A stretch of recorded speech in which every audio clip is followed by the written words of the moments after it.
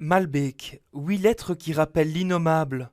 Ces visages dessinés aussi, ceux qui ont accueilli les premiers policiers rentrés dans la station de métro le 22 mars 2016.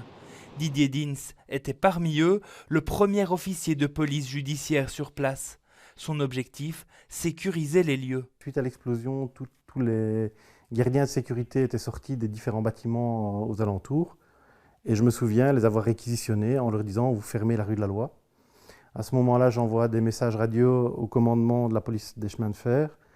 J'envoie des messages radio, je téléphone au niveau de la STIP pour leur expliquer qu'il faut fermer le réseau. Ce jour-là, j'ai aidé personne. Ce jour-là, j'ai sécurisé. Ce jour-là, je me suis arrangé pour faire mon job. Car l'aide aux victimes, c'est Corinne Cordvryn qui s'en est notamment chargée, avec l'équipe d'assistance policière dépêchée à l'hôpital militaire. On est vraiment là pour apporter le soutien, l'écoute, les renseignements qu'on peut avoir, on les rapporte. Personnellement, dans toutes les journées, moi j'ai eu 2 familles dont je me suis occupée. Et donc ces familles-là, c'était des gens qui avaient perdu un proche, c'est ça? Mais qui ne savaient pas. Oui, c'est ça. Donc ils étaient disparus. Mais le drame n'épargne pas les policiers eux-mêmes. Après l'attentat, Didier Dins développe du stress post-traumatique. Il quittera ensuite la police, pensionné médicalement. Il y a des choses qui se sont développées en moi, il y a des choses qui n'arrivent pas à sortir.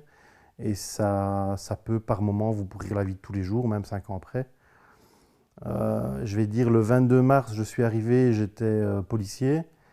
Et le 22 mars au soir, j'ai le ciel qui m'est tombé sur la tête, je ne savais plus où j'étais, quoi. Ce stress post-traumatique, il se manifestait ou qui se manifeste encore de quelle manière? Pendant plusieurs mois, par exemple, j'ai eu l'odeur du sang qui revenait dans mon nez. 5 ans ont passé depuis le 22 mars 2016. Alors pour les forces policières, que garder de ces événements? C'est quelque chose que j'oublierai jamais. Ce que je garde, c'est de penser aux victimes. Parce qu'en pensant aux victimes, c'est leur rendre un dernier hommage. Certaines images restent aussi en mémoire. Le flot des victimes et le silence. Parce que contrairement à ce qu'on voit dans les films, ce n'est pas des gens qui crient partout, qui se plaignent, qui hurlent. La première image, c'est quand j'ai accueilli ma première victime, la première famille. Aujourd'hui, Corinne Cordvryn s'occupe toujours de victimes. Pour Didier Dins, la police est derrière lui. Il se consacre désormais à sa passion, la moto, et se forme à la mécanique.